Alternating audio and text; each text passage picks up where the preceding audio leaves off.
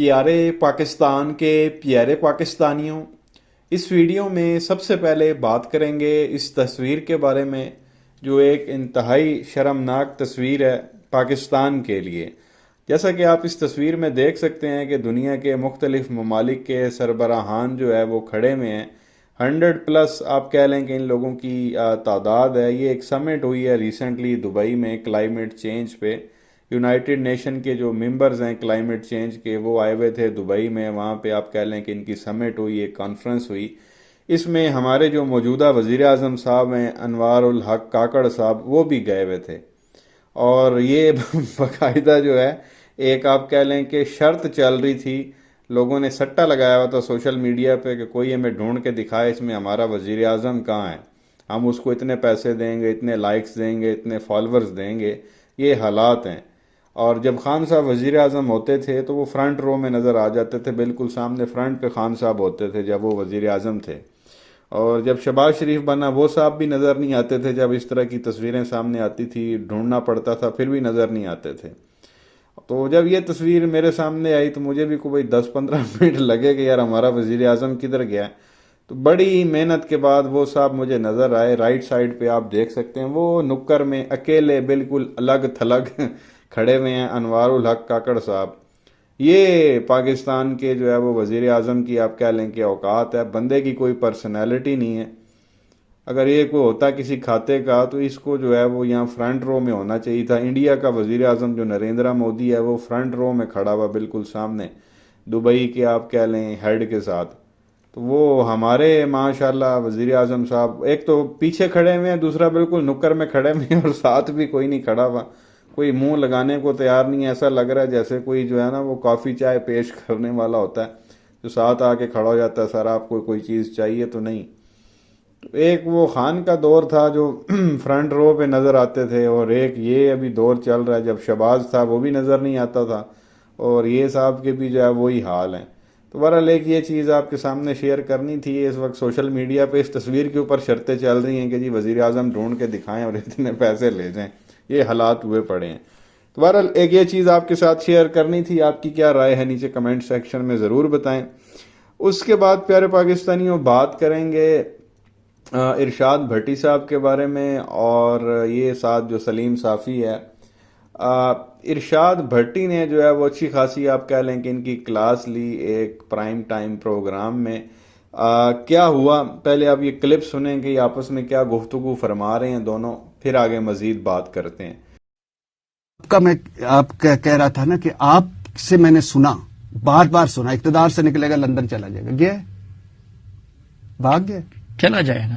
नहीं, इक्तदार से निकला खत्म हो जाएगा। जो इक्तदार से निकलने के बाद दूसरों के जो कुछ के साथ जो कुछ हुआ, अभी जेल गया है, अभी उसके वाइफ के और बेटी के दरवाजे तोड़े गए हैं। दोबारा बैठेंगे, मैं और कल आप दोबारा बैठेंगे, इस पे भी बात करेंगे। इस पे बात करेंगे। लंदन, हाँ, अली वजीर ने बात की थी, आज तक नहीं छूटा। आप उधर चले गए, क्यों नहीं जाऊंगा मैं? वो पाकिस्तानी नहीं है, वो MNA नहीं है। आप ये प्लस 4 घड़े घड़ाए दलाल। अली वजीर ने ज्यादा गालियां दी है या इमरान खान ने ज्यादा गालियां दी है? मैं आपसे पूछता हूं, अली वजीर ने ज्यादा गालियां दी है या इमरान खान ने ज्यादा गालियां दी है? अली वजीर के पूरे घर के लोग मर गए। आपने मुझे बताते थे कि ये इक्तदार से निकलेगा घर चला जाएगा। चला, जब सख्ती आएगी, अभी इक्तदार से निकलेगा, मुक जाएगा। तो ये प्यारे पाकिस्तानियों आपने दोनों को सुना। सलीम साफ़ी ने क्योंकि बड़े नारे मारे थे कि इमरान खान जैसे ही इक़्तिदार से हटेगा इसको निकाला जाएगा, ये वज़ीर आज़म की कुर्सी से हटेगा, ये सीधा लंदन जाएगा, लंदन भाग जाएगा, मुल्क जो है वो छोड़ जाएगा। तो इसी बारे में जो है वो इरशाद भट्टी साहब सवाल करते हैं इसी सलीम साफ़ी से, भाई आपसे जो है वो मैंने बार बार सुना कि इक़्तिदार से निकलेगा तो लंदन चला जाएगा, तो क्या वो गया? तो बड़ी बेशर्मी के साथ सलीम साफ़ी कह रहा है कि वो चला जाएगा, भाई इक़्तिदार से निकलेगा तो ख़त्म हो जाएगा, ये हो जाएगा, वो हो जाएगा। तो क्या वो गया? सलीम साफ़ी कहता जी वो हो जाएगा, अभी तो वो जेल में गया। हालांकि खान साहब को जेल में गए हुए आप देखें वो 5 अगस्त को गए थे, 5 अगस्त, तो 5 अगस्त को। तो अभी अगस्त का महीना गुजर गया, सितंबर, अक्टूबर, नवंबर और आज दिसंबर की पहली तारीख है।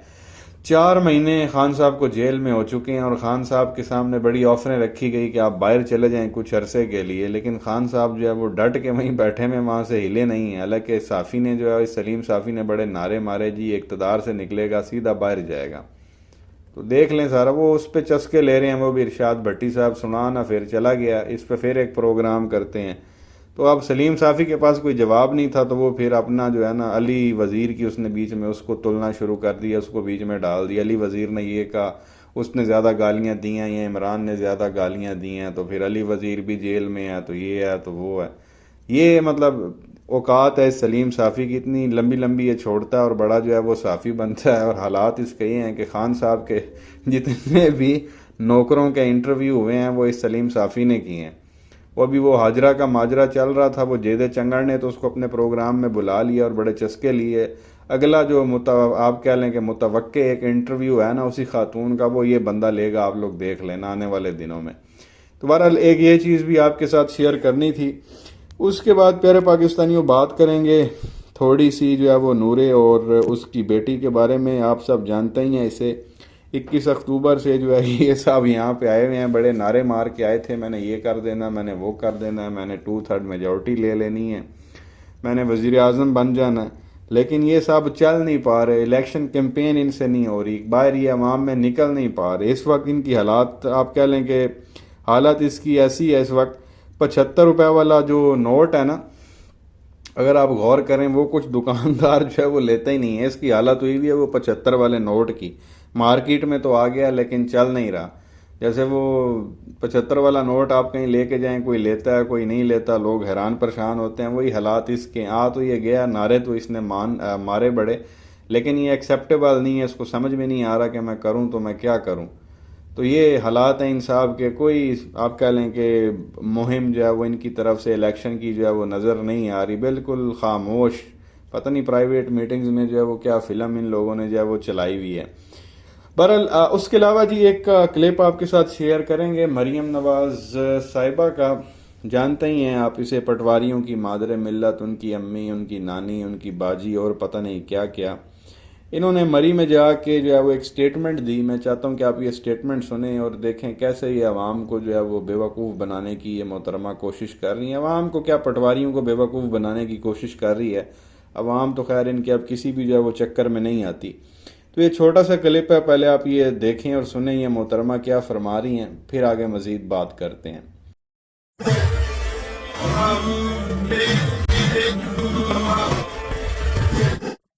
انہوں نے صحیح کہا کہ مری بھی میرا گھر ہے۔ جب سے ہوش سنبھالا، یادداشت میری جہاں تک جاتی ہے، جو ہماری گرمیوں کی چھٹیاں ہوتی تھی وہ ہم مری میں گزارتے تھے۔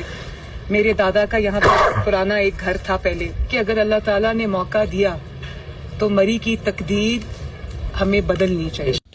تو یہ پیارے پاکستانیوں کلپ آپ نے دیکھ لیا۔ وہ یہ کہہ رہی ہیں کہ جی مری میرا بھی گھر ہے، جب سے میں نے ہوش سنبھالا ہے گرمی کی چھٹیاں ہم مری میں گزارتے تھے۔ میرے یہاں پہ جو ہے وہ دادا جی کا گھر بھی ہوتا تھا، تو اللہ تعالیٰ نے اگر موقع دیا تو مری کی جو ہے وہ تقدیر بدلیں گے اور ضرور بدلیں گے۔ اب یہ دیکھیں، اگر اللہ تعالیٰ نے موقع دیا، یعنی کہ چوتھی بار ہماری حکومت آئی، تو ہم مری کی تقدیر بدلیں گے۔ ابا حضور ان کے 3 بار پہلے جو ہے ان کو اللہ موقع دے چکا، وہ 3 بار وزیر اعظم رہ چکے ہیں اور انہوں نے جو ہے وہ مری کی تقدیر نہیں بدلی۔ اب وہ کہہ رہی ہے ایک بار پھر جو ہے وہ اگر موقع ہمیں مل جائے تو ہم مری کی جو ہے وہ تقدیر بدل دیں گے۔ جو 3 بار میں جناب آپ لوگوں نے کچھ نہیں کیا، تو چوتھی بار آ کے تو ہے آپ نے کون سا جو ہے وہ کارنامہ کرنا ہے؟